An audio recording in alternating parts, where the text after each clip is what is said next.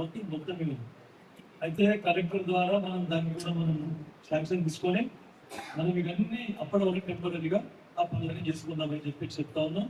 మీరు కూడా మా గ్రామంలోనే ఉద్దేశం ఉండాలి. సర్పంచ్లకు ఏ పార్టీకి సంబంధించి ఉన్నాయి సరే, టీఆర్ఎస్ కానీ కాంగ్రెస్ వాళ్ళు కానీ, ఎందుకంటే మా ఊరు మంచిగా చేసుకోవాలనే ఉద్దేశం ఉండాలి.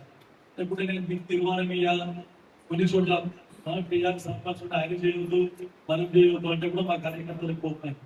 అట్లా కాదు, తీర్మానం తీసుకోండి, సగం పనులు మీరు చేసుకోండి, సగం పనులు వాళ్ళకి అని చెప్పి.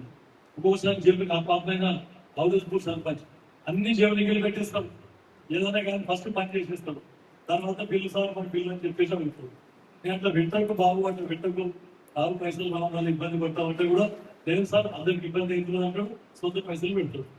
అట్లా మీరు కూడా మీరు అన్ని మొత్తం పెట్టమని అంటలేదు. ఎక్కడన్నా అవసరం ఉంటే ఇప్పుడు టాయిలెట్స్ కంప్లీట్ కావాలి మన పిల్లలు ఒక 50,000 రూపాయల 25,000 రూపాయల ఎంత అంటే దానికి మీరే ముందుకు రండి, ముందుకు వచ్చి మంచిగా కట్టుకోండి, టాయిలెట్స్ కట్టుకోండి. మళ్ళీ మనం రావు, ల్యాబ్స్ అయిపోతే పైసలు రావు. కొంత ఇంకోటి ఉపాధి హామీ పథకంలో మనం ఇప్పుడు రివ్యూ పెట్టలేదు. ఇంకోటి మనకు నాగల్ కింద మండల్లో మ్యాక్సిమం తాగునీరు పొందుతుంది కాబట్టి మీకు బోర్డు పడతలేదు. కాబట్టి ఈ మనం ఈజీఎస్లో ఇంకుడు గుంతలు కానీ, ఫామ్ పార్ట్స్ కానీ, లేకపోతే చెక్ డ్యాన్స్ కానీ, సర్క్యులేషన్ ట్యాంక్స్, తర్వాత రాక్ ఫిల్లింగ్ డ్యాన్స్ ఇవన్నీ ఉన్నాయి మనకు. ఈజీఎస్ లో ఇవన్నీ వాటర్ కన్సర్వేషన్, సాయిల్ కన్సర్వేషన్, మీరు అన్ని విధాల ప్రతి రైతుకు నష్టం చెప్పి ఇంకుడు గుంతల గురించి కానీ, ఫామ్ పార్ట్ గురించి కానీ ఇవన్నీ కూడా మీరు చూసుకోవాలి. సర్పంచ్లు కూడా కమ్యూనిటీ ఇవి సోప్ పిట్స్, ఇంకుడు గుంతలు అవి కూడా మీరు బోరీలు అన్ని మీరు గోపలు ఉంటారు. ఇక్కడ పుస్తకం బోరీలు ఉంటాయో అక్కడ 90,000 రూపాయలు ఉన్నాయి. దానికి పెద్ద ఎత్తున ఇంకుడు గుంతలు చేసి దీన్ని అక్కడ నుంచి పోతాయి. అదొకటే కాకుండా ప్రతి ఇంట్లో కూడా కొత్తగా ఇండ్లు కడుతున్నారు, పాత ఇళ్లలో ఎక్కడైనా స్థలం ఉంటాయి అక్కడ కూడా ఇంకుడు గుంతలు కట్టుకొని మీ నీళ్లు అక్కడే ఇంకిపోయేటట్లా మీరు చేసుకుంటే ఇంకా చాలా పరిశుభ్రంగా ఉంటుంది. అది కాకుండా వర్షాభావం ఉంది కాబట్టి ప్రతి ఒక్కరు కూడా చెట్లు పెంచడానికి ప్రయత్నించండి.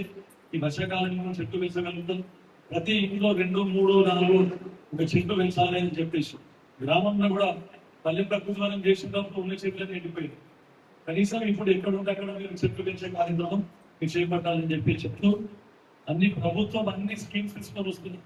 కరెంటు గురించి ఎక్కడ కొడతలేదు, డబ్బులు కొడతలేదు.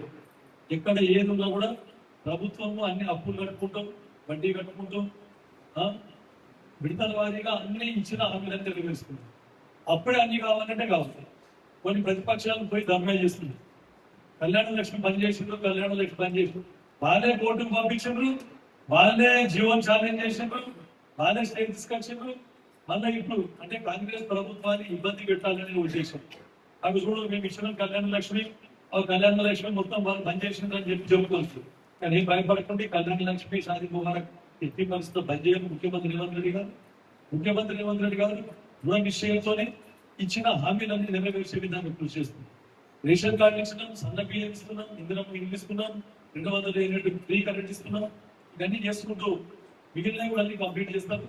దాన్ని చట్టం చేసి అసెంబ్లీలో ఈ కళ్యాణ లక్ష్మి, షాదీ ముబారక్ ఎక్కడ కూడా పోకుండా మళ్ళీ మీకు అందరికీ యథావిధిగా షాదీ ముబారక్, కళ్యాణ లక్ష్మి ఇప్పిస్తాము మా ప్రభుత్వం తరఫున అని చెప్తూ ఇంకేమైనా సమస్యలు ఉంటే కూడా మళ్ళీ తీసుకురండి. ఇది మళ్ళీ అడగండి, మీరు మినిట్స్ తీసుకోండి. ఎంపీఓ గారితో మీరు మాట్లాడిన మొత్తం ఏమేమి సమస్యలు లేవనెత్తారో ఆ డిపార్ట్మెంట్ ద్వారా ఆ సమస్యలను తీర్చాలి ఖచ్చితంగా అని చెప్పేసి. లేకుంటే మీరే బాధ్యత అవుతారు అధికారులు. లేకుంటే మీరు మీటింగ్ పెట్టిన దానికి కలెక్టర్ మేడం మొత్తం వీడియో కాన్ఫరెన్స్ మొదలుపెట్టి ఇక్కడ వచ్చారు కాబట్టి లేకుంటే అర్థం లేదు. కాబట్టి ప్రతి ఒక్కరు మనం అందరం కలిసి ముందుకు పోయి అందరి ప్రజా సమస్యలు తీర్చే విధంగా కృషి చేస్తాం. ధన్యవాదాలు.